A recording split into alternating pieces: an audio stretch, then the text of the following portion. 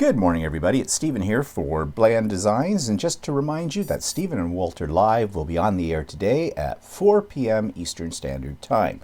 Yes, with my COVID hair and my new sort of beard. Those will be a couple of the topics, but mainly today we're going to do two things. One, we've had a request for a studio tour, or studios tour, I guess it would be. One of our subscribers has asked if they can see Walter's work area and where we do our creative things. So I thought we maybe take a little field trip if our Wi-Fi connection hangs in there. And and then we're going to talk about travel. Not just travel in your house, but what's travel going to look like once we can go outside and once we can travel again. And for Walter and I, who are both pretty avid travelers, this time has been somewhat trying. So we're going to talk about what travel's going to look like in, say, a year's time or so, or whenever that may be.